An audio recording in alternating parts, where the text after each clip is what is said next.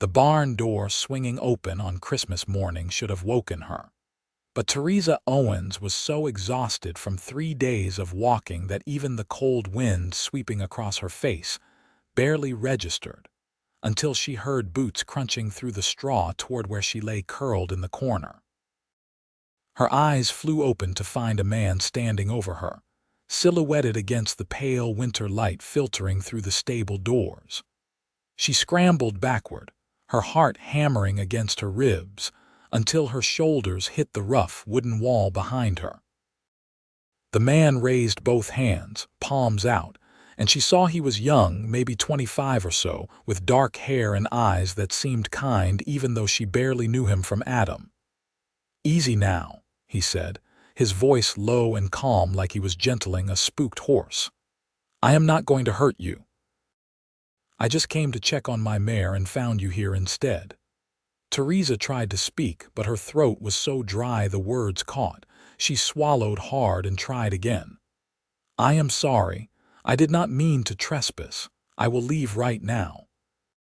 She started to push herself up, but her legs wobbled beneath her and she nearly fell. The man stepped forward quickly, catching her elbow to steady her, and she saw his face clearly for the first time. He had strong features, weathered from sun and wind, and a gentle expression that did not match the gun belt slung low on his hips. "When did you last eat?" he asked. Theresa could not quite remember. Yesterday morning, maybe? Or was it the day before? The past week had blurred together into a nightmare of walking and hiding, and trying to stay alive after the stage robbery that had taken everything she owned and left her stranded on the road between Yuma and Quartzsite, Arizona territory. "I have some money," she lied, though they both knew it was not true from the state of her torn dress and mud-caked shoes. "That was not what I asked." His hand was still on her elbow, warm through the thin fabric of her sleeve. "I am Maverick Fuller. I own this stable and the land around it, about 5 miles outside Quartzsite. And you are Theresa Owens." The name felt strange on her tongue after days of not speaking to anyone. "I was traveling to Phoenix to work as a schoolteacher, but the stage was robbed 3 days ago and I have been walking ever since." Something shifted in Maverick's expression, a flash of anger that was not directed at her. 3 days, in this cold, were you hurt?" "No, they just took our valuables and left us on the road. The driver said it was too dangerous to continue, so everyone scattered. I thought I could walk to the next town, but I got turned around and ended up here." Maverick released her elbow and stepped back, studying her with an intensity that made her want to look away. Instead, she lifted her chin and met his gaze straight on. She had survived 3 days alone in the Arizona Territory wilderness in December, and she was not about to show weakness now, even if her stomach was eating itself and her feet were covered in blisters. "Come up to the house," Maverick said finally. "My mother will have breakfast ready, and you look like you could use a hot meal and a place to rest." "I could not possibly impose. You are not imposing. It is Christmas morning." His mouth quirked up at one corner, not quite a smile. "Even outlaws observe a truce on Christmas." Theresa wanted to refuse out of pride, but her body betrayed her.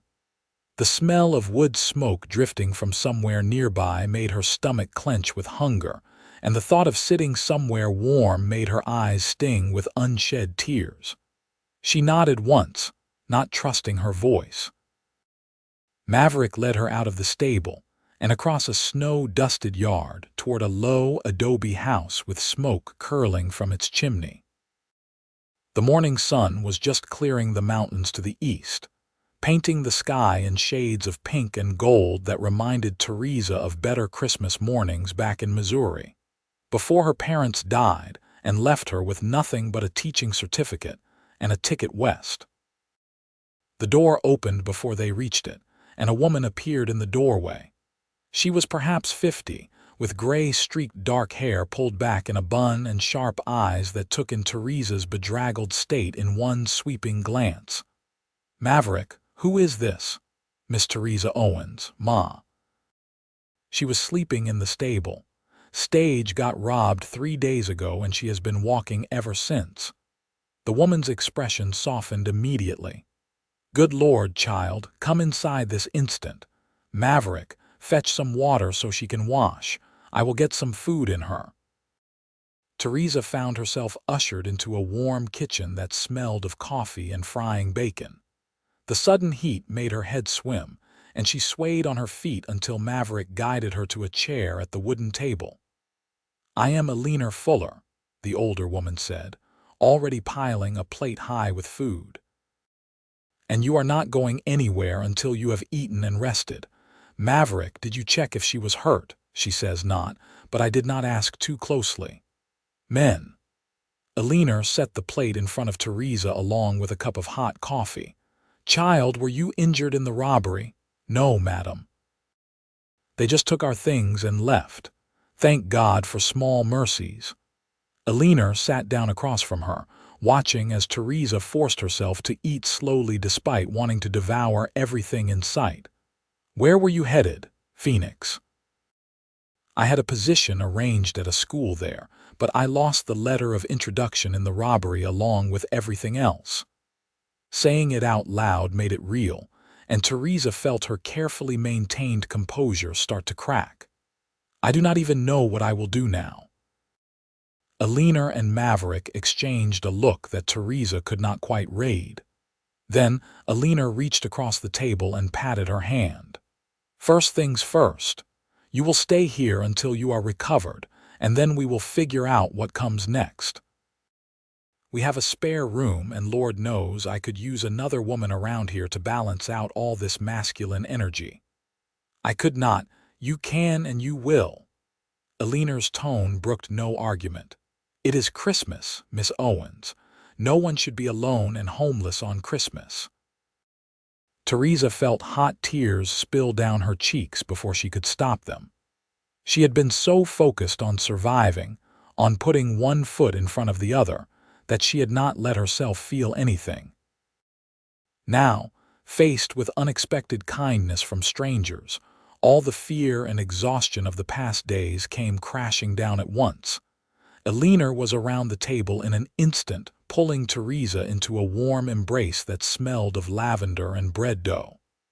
"There now, you cry it out. You are safe here."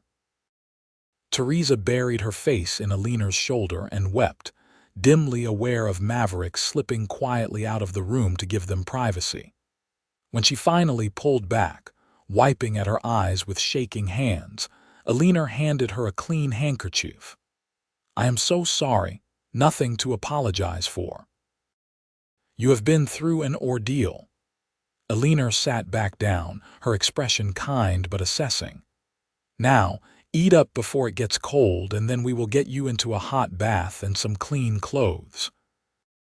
You are about my size, I think, so something of mine should fit well enough until we can arrange for something better." Theresa ate mechanically, the food settling her stomach and clearing her head. She studied the kitchen as she ate, noting the clean swept floors, the bundles of dried herbs hanging from the rafters, the well-worn but well-maintained furniture.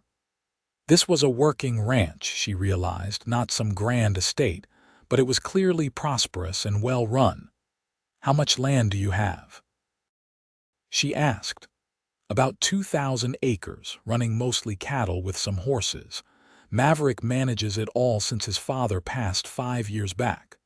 Pride warmed Theresa's voice. "He has done well, built the herd up and started breeding horses that are in high demand throughout the territory. It must be hard work." "It is, but good work. Honest work." Theresa stood and began clearing the dishes. "Now come along, let us get you cleaned up." The bath was pure heaven. Theresa sank into the hot water up to her chin and felt the tension drain from her aching muscles. Theresa had laid out clean clothes on the bed in the spare room.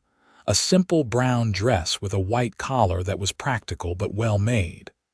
There were stockings, too, and proper undergarments, and shoes that were only slightly too large. When Theresa emerged, scrubbed clean and dressed in borrowed clothes, she found Maverick in the main room, standing by the fireplace with a cup of coffee in his hands. He turned when he heard her footsteps, and something flickered in his eyes that made her pulse quicken. "You look better," he said simply. "I feel human again." Theresa smoothed down the skirt of the dress, suddenly self-conscious. "Thank you for everything. Any decent person would have done the same." "Maybe, but you actually did it." They stood there in awkward silence for a moment, until Alina bustled in with more coffee and shooed them toward the sofa. "Sit, both of you. It is Christmas morning and we are going to observe it properly." Theresa learned over the next few hours that properly meant reading from the Bible, singing hymns in slightly off-key voices, and eating a dinner of roast chicken with all the fixings that made her previous breakfast seem like a mere appetizer. Alina was a force of nature, filling every silence with stories about the ranch and the territory and the changes she had seen since coming out from Texas with her husband 30 years before. Maverick was quieter, but Theresa found herself watching him when she thought he was not looking. He had a stillness about him, a quality of watchful patience that reminded her of a wild animal. But when he smiled, which was not often, it transformed his whole face and made him look younger, less burdened. As the afternoon wore on into evening, Theresa began to feel the weight of exhaustion pulling at her again. Alina noticed her yawning and immediately declared it was time for bed. "But it is barely dark, and you have been sleeping in a stable for who knows how long. You need proper rest." Alina guided her toward the spare room with gentle but firm hands. "We will talk more in the morning about what you want to do next." Theresa crawled into the narrow bed, sinking into a real mattress for the first time in over a week, and was asleep before Alina closed the door. She woke to pale winter sunlight streaming through the window and the smell of coffee brewing. For a moment, she could not remember where she was, and panic surged through her until memory returned. The Fuller Ranch, Christmas, Maverick's kind eyes and Alina's warm embrace. Theresa dressed quickly and found her way to the kitchen, where Alina was already working on breakfast. "Good morning, dear. How did you sleep?" "Better than I have in months." Theresa accepted the coffee Alina poured for her. "Where is Maverick?" "Out checking the stock." "He will be back soon." Alina cracked eggs into a pan. "I have been thinking about your situation." Theresa's stomach tightened. Of course they had been thinking about it. They could not keep a strange woman indefinitely, no matter how kind they were. "The school in Quartzsite has been without a teacher since September," Alina continued. "The last one married a rancher and moved to California. The town council has been looking for a replacement, but it is hard to attract qualified teachers out here." Hope fluttered in Theresa's chest. "Do you think they might consider me?" "I think they would be fools not to. Maverick is on the council, actually. He could arrange an interview for you." "That would be wonderful, but I do not have any references now. Everything was in my bag. We will write to Phoenix and get duplicates. In the meantime, we can give you a reference ourselves. You have teaching credentials, correct?" "Yes, from a normal school in Missouri." "Then you are more qualified than most. The children here need someone who can teach them properly, not just keep them occupied while their parents work." Maverick came in then, stamping snow off his boots and bringing a blast of cold air with him. His eyes found Theresa immediately, and she felt that strange flutter in her chest again. "Ma has been telling me about the teaching position in town," he said, hanging his coat on a peg by the door. "I can take you in tomorrow to meet with the council if you would like." "I would like that very much." Over the next few days, Theresa settled into the rhythm of the ranch. She helped Alina with cooking and mending, and in the afternoons, she would sit by the fire and read from the small collection of books in the main room. Maverick was often out working, but in the evenings, he would come in and they would all eat together, talking about everything and nothing. Theresa found herself looking forward to those evenings more than she wanted to admit. Maverick was not a big talker, but when he did speak, his words were thoughtful and genuine. He had a dry sense of humor that caught her by surprise, making her laugh at unexpected moments. And sometimes, when their eyes met across the table, she felt something pass between them that made her breath catch. The interview with the town council went better than she had dared hope. The council members were practical men who cared more about her ability to teach reading, writing, and arithmetic than they did about her lack of references. They offered her the position on the spot, with a small salary and a room above the general store where she could live. "When can you start?" asked the council chairman, a graying man named Walter Price. Theresa glanced at Maverick, who had accompanied her to the meeting. "As soon as you need me. School starts up again after New Year's. That gives you a week to get settled." They shook hands on it, and Theresa left the meeting in a daze.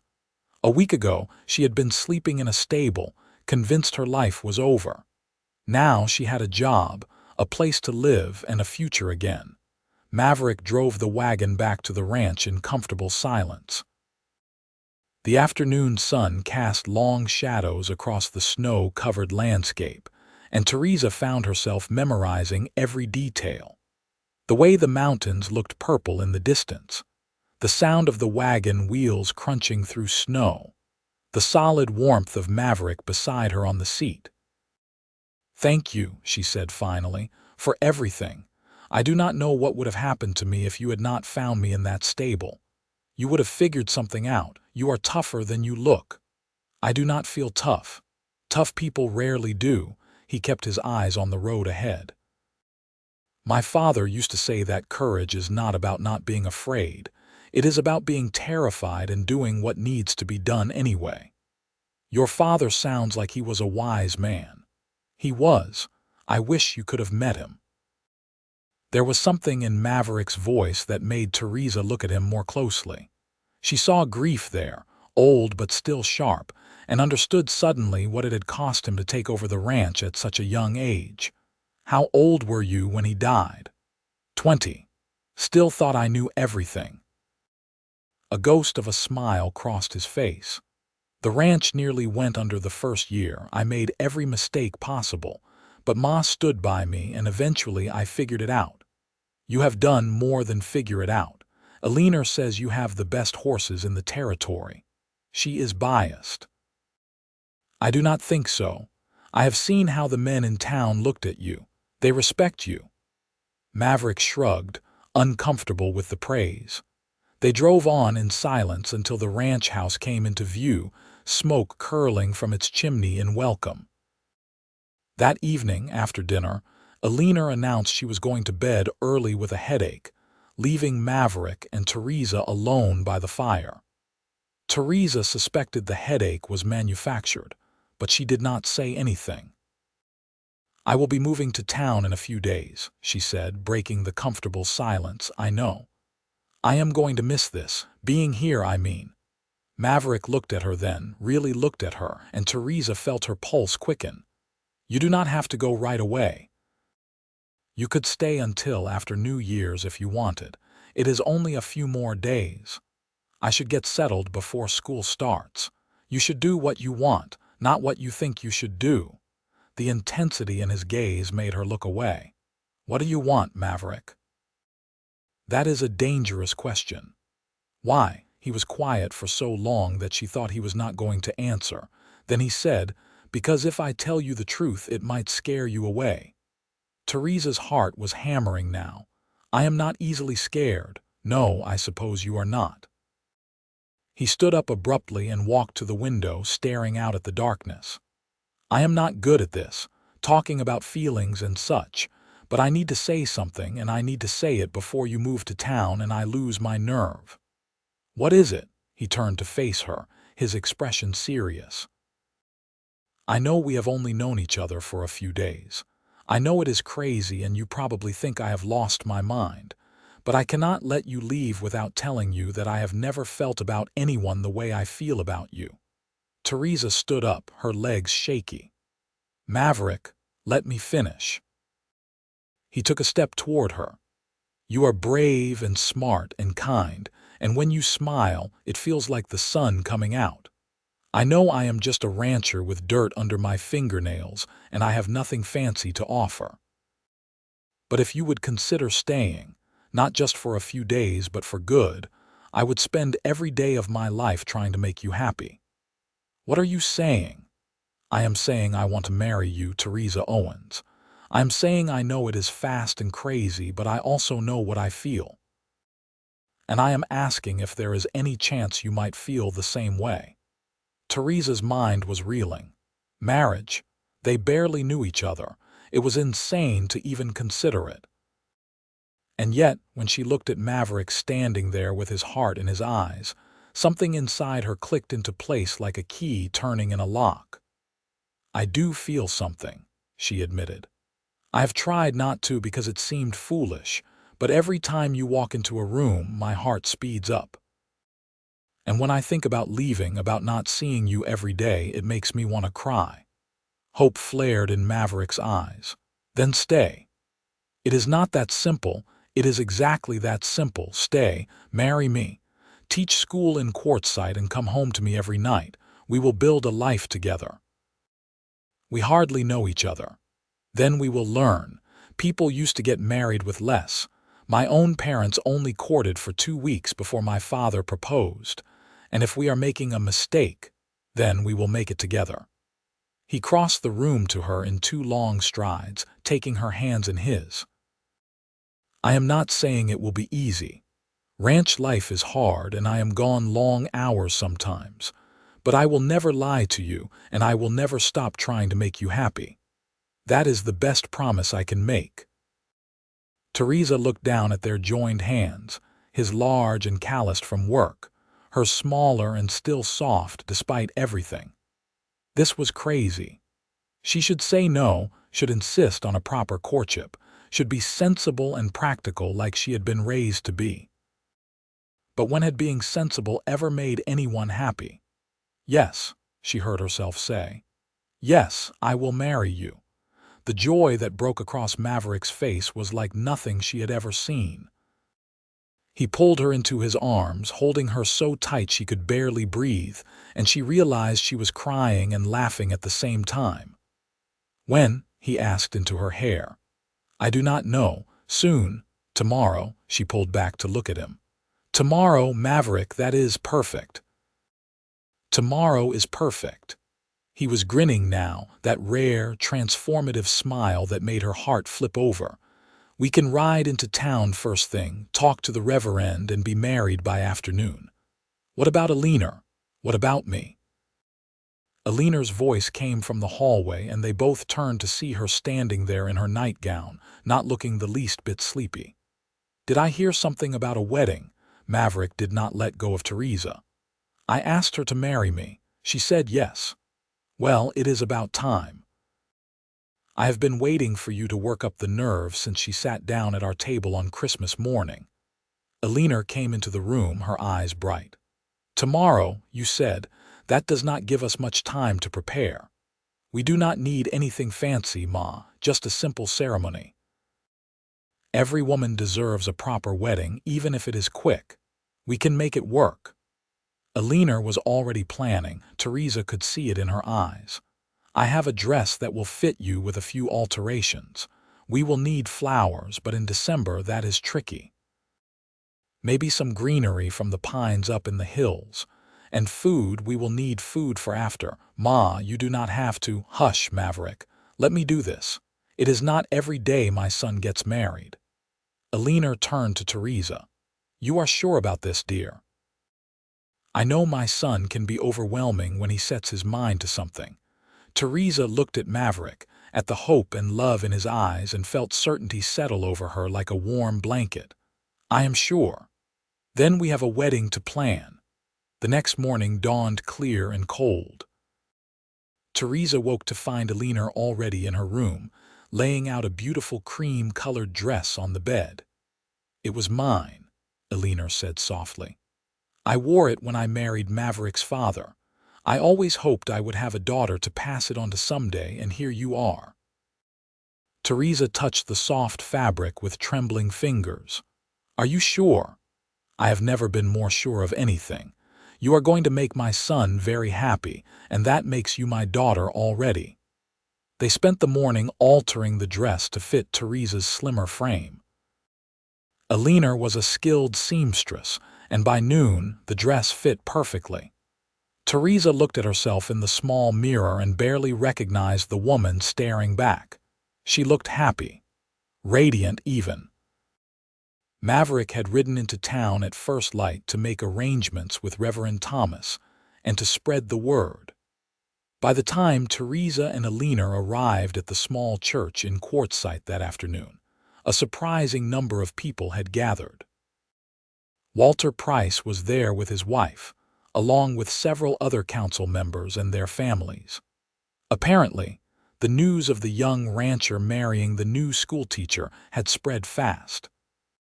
Theresa felt a moment of panic as she stood in the church doorway, looking down the aisle to where Maverick waited with the reverend. This was real. This was happening. In a few minutes, she would be married to a man she had known for less than a week. "You can still change your mind," Alina whispered beside her. "No one would blame you." Theresa took a deep breath and shook her head. "I do not want to change my mind. I want to marry him." And she did. With every fiber of her being, she wanted this. The ceremony was simple and beautiful. Theresa walked down the aisle on Alina's arm, her eyes locked on Maverick's. He looked almost unbearably handsome in a clean white shirt and dark coat, his hair still damp from washing. When she reached him, he took her hand and squeezed it gently, and she saw her own nervous excitement reflected in his eyes. Reverend Thomas kept the service brief, sensing that neither of them wanted a long, drawn-out affair. When he pronounced them man and wife and told Maverick he could kiss his bride, Maverick cupped Theresa's face in his hands with such tenderness that she felt tears sting her eyes. "I love you," he whispered, so softly only she could hear. "I love you too," she whispered back and realized with a start that it was true. Somehow, impossibly, she had fallen in love with this quiet, steady cowboy in less than a week. The kiss was gentle and sweet, and when they pulled apart, the small congregation erupted in applause. Alina was crying openly, and even stern-faced Walter Price was smiling. The celebration afterward was held at the largest building in town, the saloon, which had been hastily cleaned and decorated for the occasion. Someone had brought a fiddle, and soon there was dancing and laughter and more food than Theresa had seen in months. She danced with Maverick, with Walter Price, with half a dozen other men whose names she could not quite remember, and through it all, her eyes kept finding Maverick's across the room. As the sun began to set and the party showed no signs of slowing, Maverick appeared at her elbow and whispered, "Want to escape?" desperately. They slipped out a side door and ran for Maverick's wagon, laughing like children. Behind them, someone shouted good-natured jeers, but they were already pulling away, heading back toward the ranch through the purple twilight. "I cannot believe we just did that," Theresa said, her hand tucked into Maverick's arm, having second thoughts, not even a little. She leaned her head on his shoulder. "Is this really happening? Am I really your wife? You really are Mrs. Fuller." The name sent a thrill through her. Mrs. Fuller. Theresa Fuller. She had a new name, a new life, a new future opening up before her like a flower blooming. When they reached the ranch, Maverick helped her down from the wagon and then, without warning, swept her up into his arms. "What are you doing, carrying my bride over the threshold? It is tradition." "We are not at the threshold yet. I am getting a head start." He carried her across the yard and into the house, not setting her down until they were in his bedroom. Their bedroom now, Theresa realized with a flutter of nervousness. Alina had tactfully announced she would be staying in town with a friend for a few days, giving them privacy. Maverick set her gently on her feet but did not let go. "Are you scared?" "A little," Theresa admitted. "Not of you, just of the unknown. Me too." He rested his forehead against hers. "We will figure it out together." And they did, slowly and gently, with whispered words and tentative touches that gradually grew bolder. Theresa had been raised with the understanding that marital relations were a duty to be endured, but with Maverick, it was nothing like that. It was sweet and awkward and wonderful, and when they finally fell asleep in each other's arms as the moon rose outside the window, Theresa felt more complete than she ever had in her life. The next few weeks passed in a blur of happiness. Theresa started teaching at the school in Quartzsite, riding into town each morning and returning to the ranch each afternoon. Her students ranged from 6 to 14, a mix of farmers and ranchers' children who were hungry for education but skeptical of the new teacher. She won them over gradually, with patience and humor and a willingness to adapt lessons to their lives. When she taught arithmetic, she used cattle prices and feed costs as examples. When she taught geography, she talked about the places their families had come from and the places they might go. By the end of January, even the most reluctant students were engaged and learning. Maverick was proud of her, she could tell, though he rarely said it directly. He would ask about her day over dinner, his eyes warm as she described the children's progress. And sometimes, when she was grading papers by lamplight, she would look up to find him watching her with an expression that made her heart skip. Alina returned to the ranch in mid-January, pronouncing them settled enough not to need constant privacy. Her presence added warmth to the household, and Theresa was grateful for the female companionship and guidance. Alina taught her the rhythms of ranch life, how to preserve food and mend work clothes, and 100 other skills that Theresa had never needed in her previous life. In February, a late winter storm blew through, dumping 2 feet of snow and trapping them at the ranch for nearly a week. Theresa could not get to school, and Maverick could barely manage the necessary livestock chores. They spent the days huddled by the fire, playing cards and reading aloud and talking about everything under the sun. It was during one of those snowed-in evenings that Maverick told her about his father's death, how William Fuller had been thrown from a horse and broken his neck, dying before the doctor could even arrive from town. "I was not ready to lose him," Maverick said, staring into the fire. "I thought I had years to learn everything I needed to know, and then he was just gone and I had to figure it out on my own." "You did more than figure it out. You built something amazing here. I had help.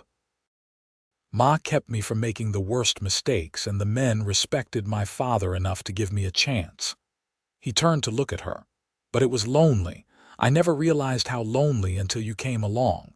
Theresa took his hand, lacing her fingers through his. "You are not alone anymore." "No, I am not." He kissed her then, deep and slow, and the fire crackled in the background as the wind howled outside. When the snow finally melted enough for travel, Theresa returned to school to find her students had missed her. They had made her cards and drawings, which she treasured more than gold. Teaching was hard work, especially with such a wide range of ages and abilities, but it was also deeply rewarding. She loved seeing the moment when a struggling student finally understood a concept, loved watching the older children help the younger ones, loved knowing she was making a real difference. Spring came late that year, but when it finally arrived, it transformed the landscape overnight. The desert bloomed in a riot of color, wildflowers carpeting the ground as far as the eye could see. Theresa would ride home from school through fields of purple lupines and golden poppies, marveling at the beauty. One warm April evening, Maverick asked her to go for a ride after dinner. They headed up into the hills behind the ranch, following a trail Maverick knew by heart. He led her to a high point that overlooked the entire valley, the setting sun painting everything in shades of gold and pink. "This was my father's favorite spot," Maverick said, dismounting and helping her down. "He used to come up here when he needed to think. It is beautiful. I wanted to bring you here because I have been doing some thinking myself." He took her hands in his. "These past few months with you have been the happiest of my life. You have brought light and laughter into this house, and I fall more in love with you every single day." "I love you too," Theresa said, her heart swelling. "I know we got married fast, and we are still learning about each other. But there is something I want to ask you, and I want to do it right this time." To her surprise, Maverick dropped to one knee, still holding her hands. "Theresa Fuller, will you stay married to me? Not because we made vows in a church or because it is expected, but because you want to build a life with me. Will you be my partner and my love for all the years we have left?" Tears spilled down Theresa's cheeks. "Yes, 1,000 times yes." He stood and pulled her into his arms, and they stood there on the hilltop as the sun set, holding each other and watching the sky turn from gold to purple to deep blue. Theresa thought back to Christmas morning, to waking up in that stable cold and afraid and alone. She could never have imagined then that just a few months later, she would be standing here, loved and cherished and home. That night, they made love with a new tenderness, a new understanding of what they meant to each other. And sometime in the dark hours before dawn, as Theresa lay in Maverick's arms listening to his steady heartbeat, she realized that her monthly courses were late. She had been so busy with teaching and settling into ranch life that she had not paid attention. But now, counting back, she was nearly 2 weeks overdue. She did not say anything yet, not wanting to get Maverick's hopes up if she was wrong. But over the next few weeks, as the lateness stretched into a month and then 6 weeks, and as she began to feel queasy in the mornings, she became more and more certain. Finally, one evening in late May, after Alina had gone to bed and she and Maverick were alone, she gathered her courage and told him, "I think I might be expecting a baby." Maverick froze, his coffee cup halfway to his mouth. "You think?" "I am fairly certain. I have been late, and I have been feeling sick in the mornings, and my dresses are getting tight around the middle." She twisted her hands together nervously. "I know we have not been married long, and this is probably sooner than we planned." She did not get to finish because Maverick had set down his cup and pulled her into his arms, lifting her clean off her feet and spinning her around. "A baby," he said, his voice thick with emotion. "We are going to have a baby. You are happy, happy." "Theresa, I am," he set her down gently, his hands on her shoulders, his eyes bright. "I do not have words for what I am, terrified and thrilled and grateful all at once."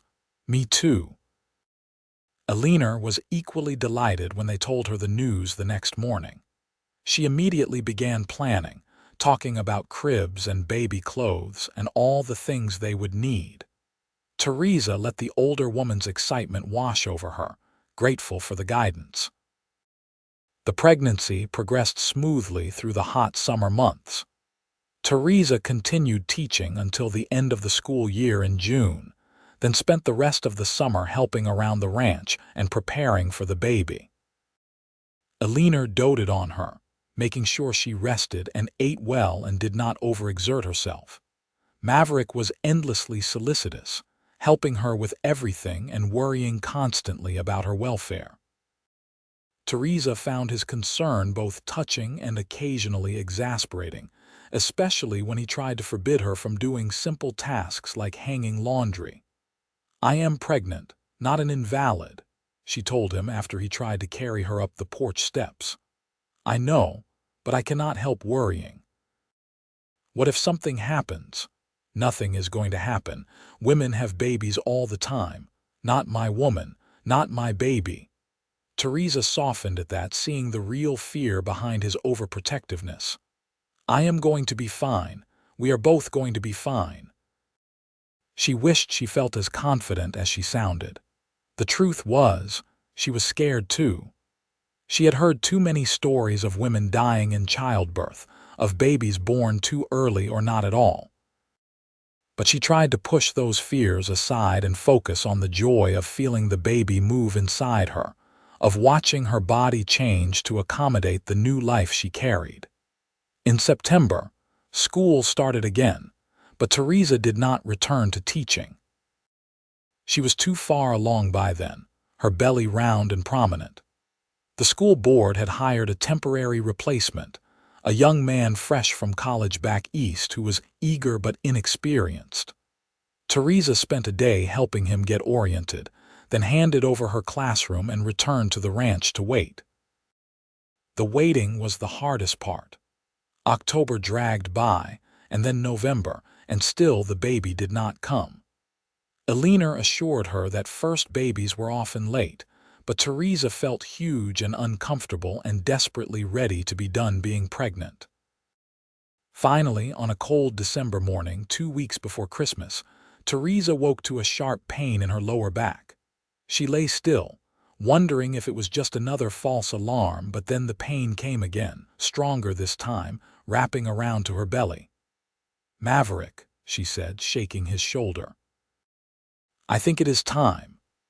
He was up in an instant, pulling on clothes and shouting for Eleanor. The next few hours were a blur of activity. Eleanor sent Maverick to fetch the midwife from town while she helped Theresa into a clean nightgown and got the bedroom prepared. The midwife, a capable woman named Mrs. Chen who had delivered half the babies in the territory, arrived and examined Theresa with brisk efficiency. "First baby, so it will be a while yet," she announced. "But everything looks good. You are healthy and strong, and this baby is positioned right." Theresa clung to those words through the long hours that followed. The pains came closer and closer together, each one stronger than the last, until she felt like she was being torn apart from the inside. Eleanor held one hand and Maverick held the other, murmuring encouragement even though he looked terrified. "I cannot do this," Theresa gasped during a particularly bad contraction. "You can and you are," Eleanor said firmly. "You are the strongest woman I know, Theresa Fuller. You survived a stage robbery and 3 days alone in the wilderness. You can survive this." And she did, though barely. Finally, as the winter sun was setting outside the window, Mrs. Chen told her to push, and Theresa bore down with the last of her strength. There was a moment of searing pain and then suddenly a release, and then the most beautiful sound she had ever heard, a baby crying. "It is a boy," Mrs. Chen announced, holding up a red-faced, squalling infant. "A healthy baby boy." Theresa fell back against the pillows, exhausted and elated. Eleanor was crying, and Maverick was staring at the baby with an expression of absolute wonder. Mrs. Chen cleaned the baby and wrapped him in a soft blanket, then placed him in Theresa's arms. He was tiny and perfect, with a dusting of dark hair and eyes that seemed to look right into her soul. "Hello, little one," Theresa whispered. "We have been waiting for you." Maverick sat on the edge of the bed, touching the baby's tiny hand with one finger. The infant's fingers wrapped around Maverick's, and Theresa watched her husband fall completely in love. "What should we name him?" Maverick asked softly. They had discussed names endlessly over the past months but had never quite settled on anything. Now, looking at their son, Theresa knew exactly what felt right. "What about William, after your father?" Maverick's eyes filled with tears. William Fuller." "It is perfect." They spent the rest of the evening marveling over their son, counting his tiny toes and fingers, watching him sleep and wake and root around for milk. Alina peeked in periodically, her face glowing with pride, and Mrs. Chen checked on them both before declaring them fit and heading back to town. As night fell and the house grew quiet, Theresa lay with William in her arms and Maverick beside her, and felt a peace so deep it was almost overwhelming. A year ago, she had been alone in the world, sleeping in a stable on Christmas morning with no idea what the future held. Now she had a husband she loved, a son she adored, and a home where she belonged. "What are you thinking about?" Maverick asked, seeing her expression. "I am thinking about how much can change in a year, how a single morning can alter the entire course of your life. If I had not gone to check on the mare that morning, but you did, and I was there, and everything that has happened since has led us here." She looked down at William, who was sleeping peacefully. "I would not change a single thing, neither would I." Maverick kissed her forehead gently. "Get some rest. You have earned it." Theresa closed her eyes, exhausted but happy, and drifted off to sleep. The next few weeks were a blur of sleepless nights and constant feedings. William was a good baby, but he was still a baby, demanding and needy and utterly dependent. Theresa had never been so tired in her life, but she had also never been so happy. Even at 3 in the morning, rocking a crying infant while trying to stay awake, she felt blessed. Maverick helped as much as he could, walking William when he was fussy, changing diapers with increasing skill, taking over household tasks so Theresa could rest. Alina was an invaluable source of advice and support, teaching Theresa all the things her own mother would have taught her if she had lived. Christmas came, marking a full year since that fateful morning in the stable. They celebrated quietly at the ranch, with a small tree and simple gifts and a sense of gratitude for all they had been given. "Last Christmas, you proposed to me," Theresa said to Maverick as they sat by the fire that evening, William asleep in a basket at their feet. "Best decision I ever made. It was crazy, getting married so fast." "I know. Would you do it again?" Theresa looked at their son, at the home they had built, at the life they were creating together. "In a heartbeat." As William grew from an infant into a chubby, happy baby, Theresa returned to teaching part-time. Alina watched William a few mornings a week, allowing Theresa to help out at the school and keep her hand in education. The temporary teacher had proven less than adequate, and the school board was grateful to have her expertise, even on a limited basis. Life settled into a comfortable rhythm. Maverick ran the ranch, building the business and expanding their holdings. Theresa taught and took care of William and made their house into a home. Alina presided over it all with warmth and wisdom, the matriarch of their little family. When William was 18 months old, Theresa discovered she was pregnant again. This pregnancy was easier than the first, perhaps because she knew what to expect. She felt less anxious, more confident in her body's ability to do what it needed to do. Their daughter, Sarah Alina Fuller, was born on a hot August afternoon with far less drama than her brother. She was a calm baby from the start, content to watch the world with serious blue eyes that reminded Theresa of Maverick. With 2 young children, the house was chaotic and loud and full of love. William adored his baby sister, bringing her toys and trying to make her laugh.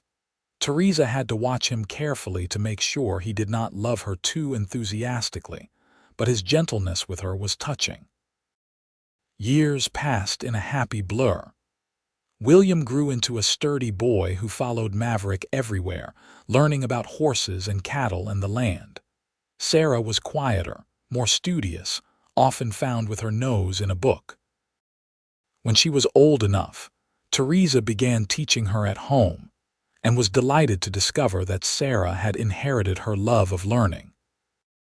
The school in Quartzsite thrived under new permanent leadership, but Theresa still helped out occasionally, filling in when the teacher was ill or giving special lessons on subjects she particularly loved.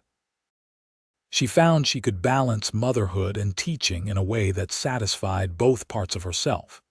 Maverick's horse breeding operation became known throughout the territory, and buyers came from as far as California to purchase Fuller horses. The ranch prospered, and they were able to expand the house, adding bedrooms for the children and a study for Theresa where she could read and prepare lessons in peace. Alina aged gracefully, silver-haired and still sharp as a tack. She doted on her grandchildren and ran the household with the same efficiency she always had. Sometimes, watching her play with William and Sarah, Theresa felt overwhelmed with gratitude that this woman had welcomed her so completely into the family. When Theresa was 28, she had another baby, a second son they named Thomas after Theresa's father. He was a wild child from the start, into everything, keeping them all on their toes. Where William was steady and Sarah was thoughtful, Thomas was pure energy and mischief. "I think this one is going to give us gray hairs," Maverick said, watching 3-year-old Thomas try to climb onto a horse that was far too big for him. "Just this one," Theresa laughed, pulling Thomas back before he could hurt himself. "I think they all are. True enough." Life was not without its challenges. There were years when drought made the ranch work harder, years when prices were low and money was tight. There were illnesses and accidents, close calls that made Theresa's heart stop. When William was 10, he broke his arm falling from a tree.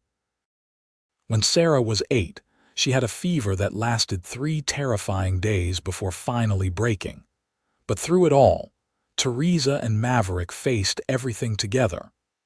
They argued sometimes, usually about money or how to handle the children, but they always talked it through and found a compromise. The love that had bloomed so quickly between them only deepened over the years, becoming something richer and more complex than that first bright flash of attraction. On their 10th wedding anniversary, Maverick surprised Theresa with a trip to Phoenix. Alina watched the children, and they spent 3 days alone together, wandering the city and sleeping late and remembering what it felt like to be just the two of them. "You ever regret it?" Maverick asked as they sat in a restaurant that was far fancier than anything in Quartzsite. "Marrying me so fast, giving up the life you might have had. Never, not for one single moment." Theresa reached across the table and took his hand. "You gave me everything I ever wanted, even when I did not know I wanted it. You gave me the same. I was so lonely before you came. I did not even realize how lonely until you were there, and suddenly everything was brighter." They returned to the ranch refreshed and reconnected, ready to tackle whatever came next. The children grew. William became a young man, serious and responsible, taking on more and more of the ranch work. Sarah continued her studies, talking about maybe becoming a teacher herself someday.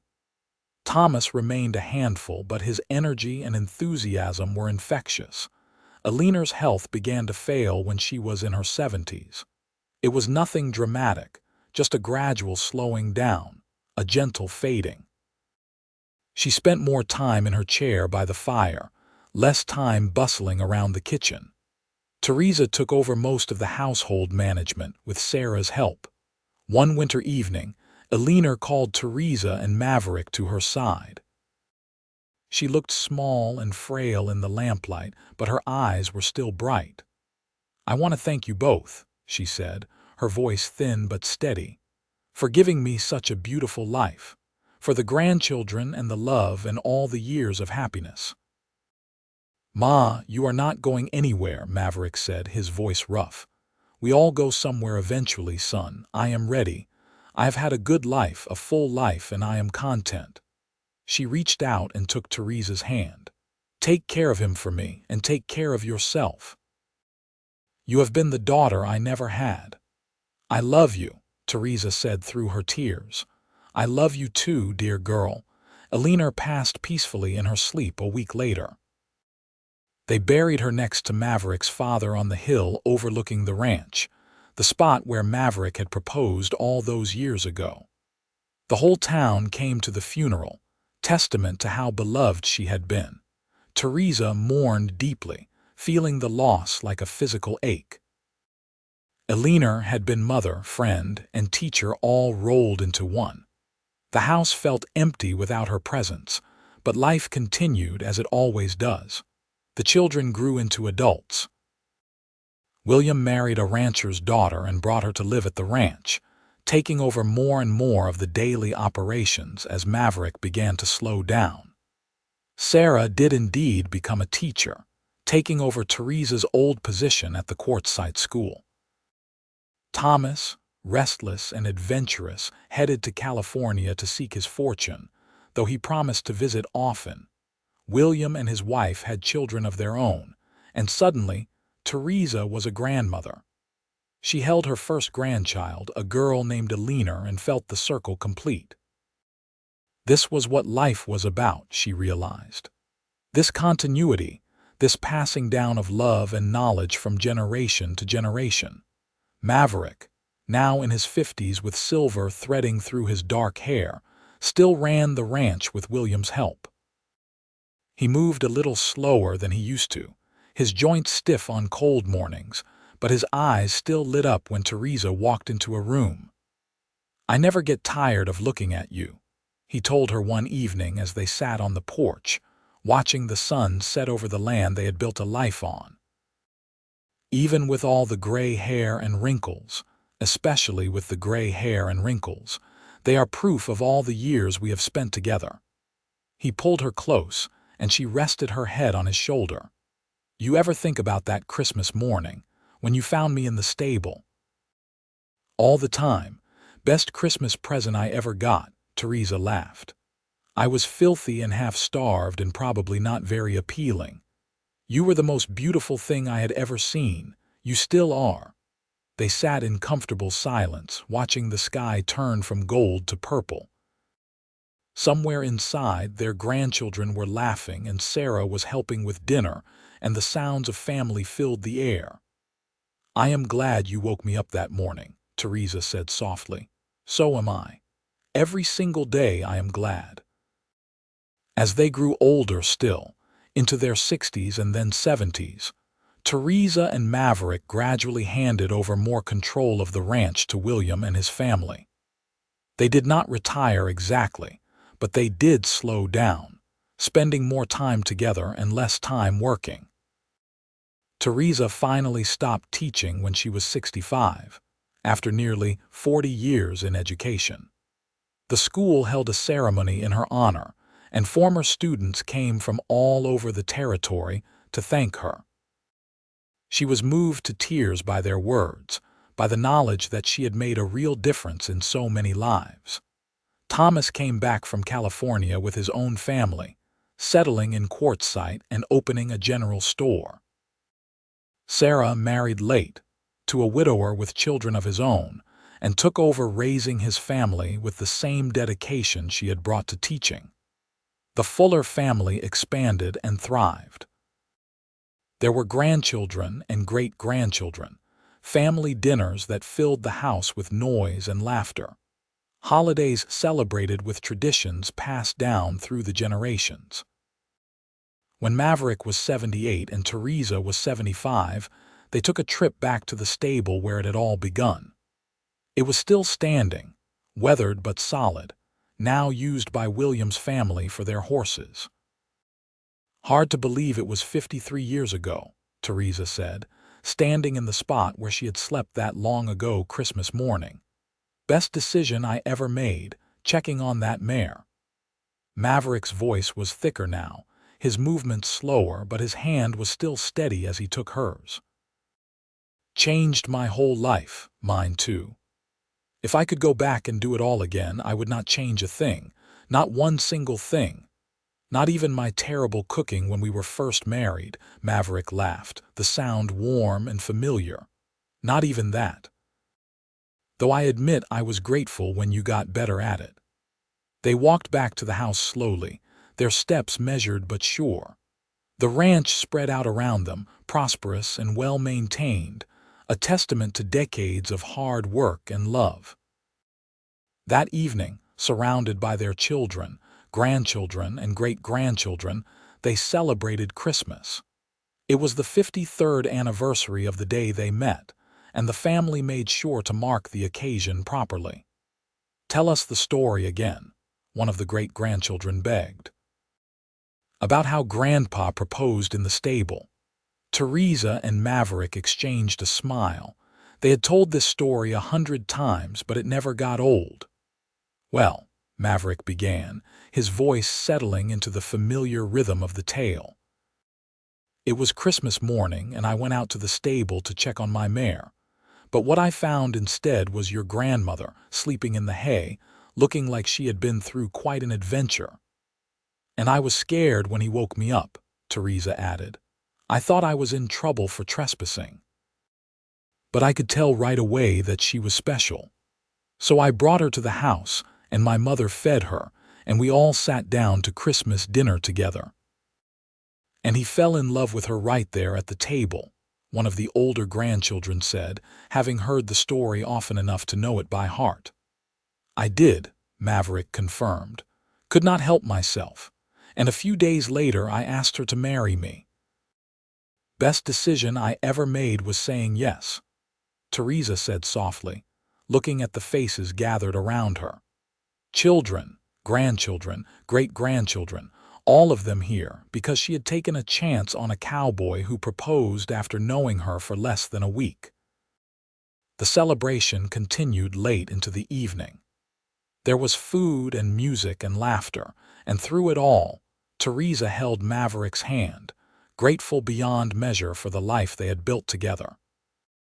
As the guests began to leave and the house grew quiet, Theresa and Maverick sat by the fire, watching the flames dance. They were old now, their bodies worn from years of hard work and living, but their love was as strong as ever. "Thank you," Theresa said into the comfortable silence. "For what?" "For waking me up that morning, for proposing, for loving me all these years, for giving me this beautiful life. I should be thanking you.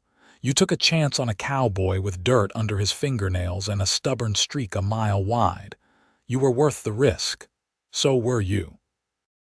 They sat together as the fire burned down to embers, two people who had found each other against all odds and built something lasting and true.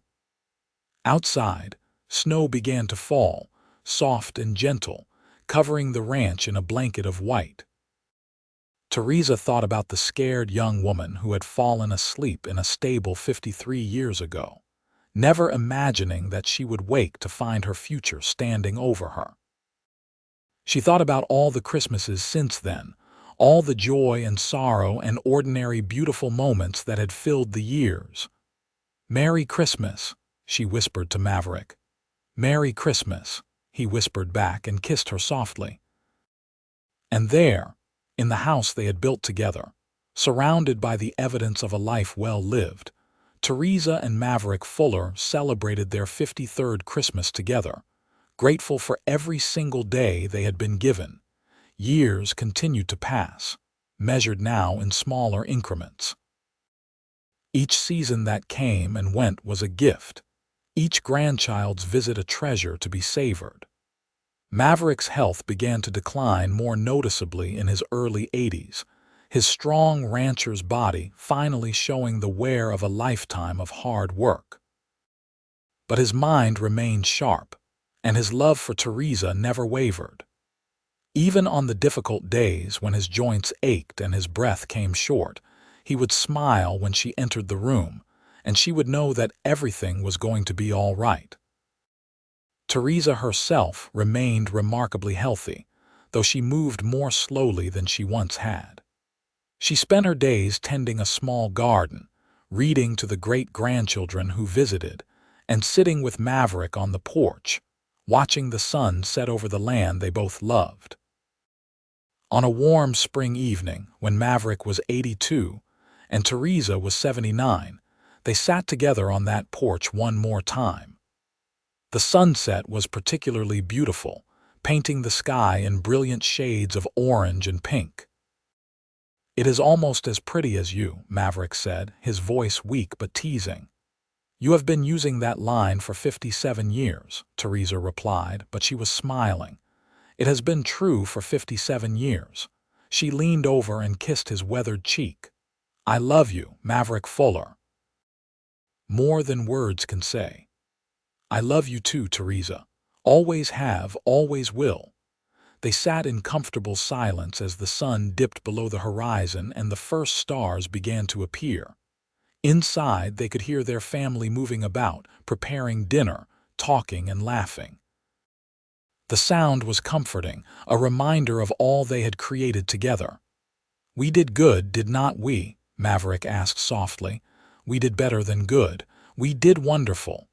And it was true. Against all odds, against logic and reason and the advice of more cautious people, they had built a life together that was rich and full and beautiful. They had raised children who were good and kind, who had children of their own and were passing down the values Theresa and Maverick had taught them. The ranch would continue after they were gone, run by William and his children. The school in Quartzsite would continue to educate children, some of them taught by teachers Theresa had trained. The love they had found in a stable on Christmas morning would continue to ripple outward, touching lives they would never know. As darkness fell and the air grew cool, they went inside together, Maverick leaning on Theresa's arm. Their family had dinner ready and they all sat down together. 3 generations gathered around the table. Theresa looked around at the faces she loved, each one precious beyond measure, and felt her heart swell with gratitude. This was what mattered. Not wealth or status or grand achievements, but this: family, love, connection. The simple daily choice to care for each other, to show up, to stay. After dinner, after the dishes were washed and the children had gone to bed, Theresa and Maverick retired to their room. She helped him undress and get into bed, then climbed in beside him, fitting herself against his side the way she had done for more than half a century. "Theresa," Maverick's voice was drowsy. "Yes, if I could live my life over again, I would not change a single thing. Every moment, every choice, every day with you has been a gift." Tears pricked at Theresa's eyes. "I feel the same way. You gave me everything I never knew I needed. We gave each other everything." She listened as his breathing evened out and he drifted off to sleep. And she lay there in the darkness, holding him close and counting her blessings. Maverick passed away peacefully in his sleep 6 months later, on a December morning just weeks before Christmas. Theresa woke to find him still and cold beside her.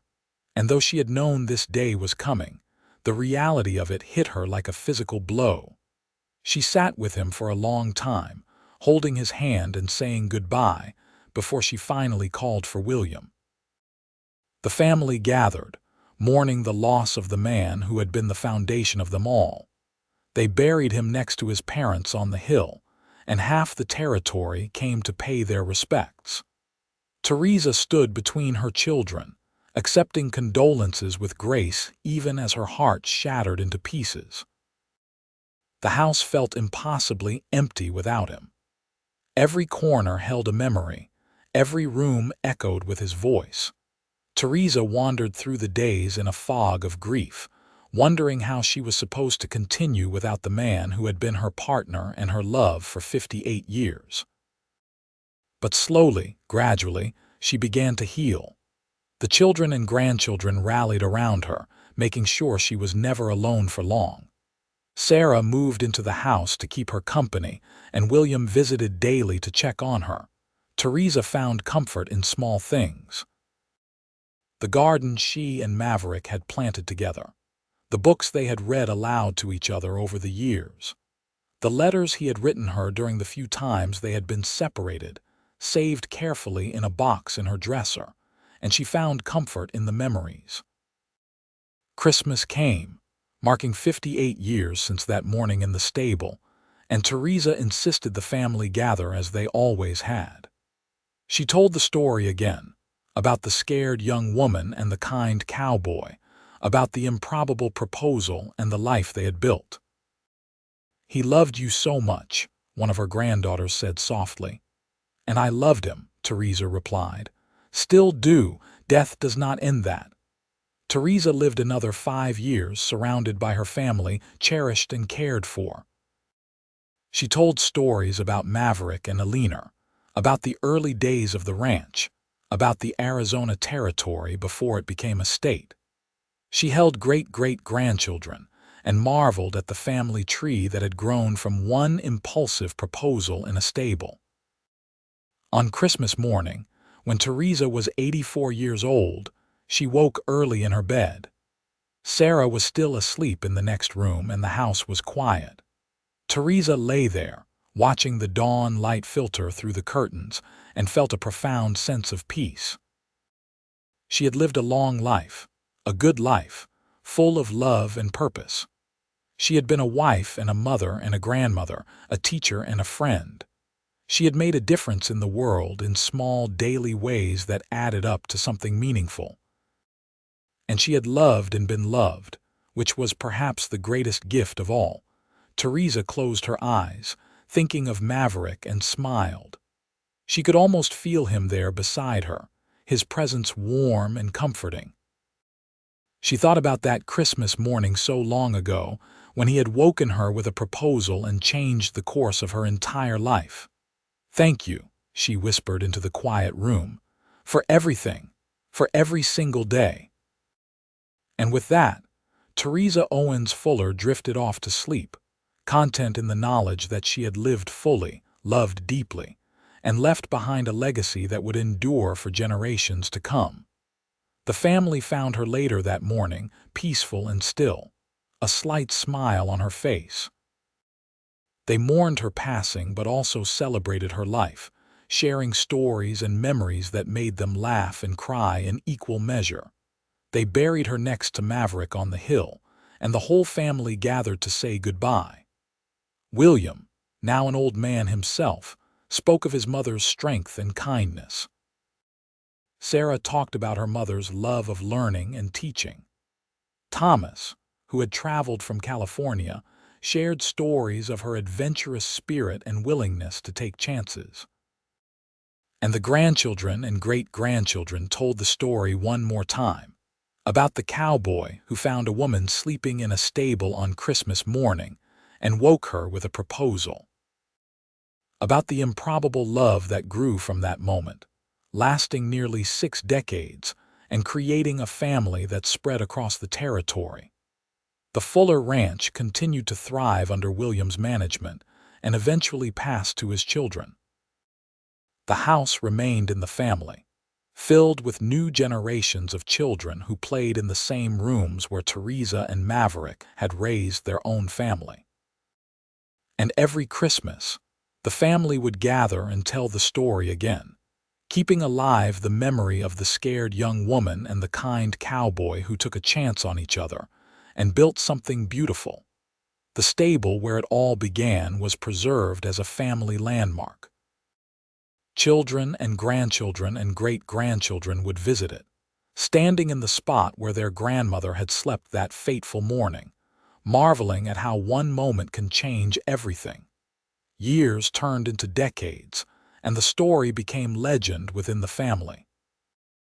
But it was a legend rooted in truth, in real love that had created real consequences that rippled forward through time.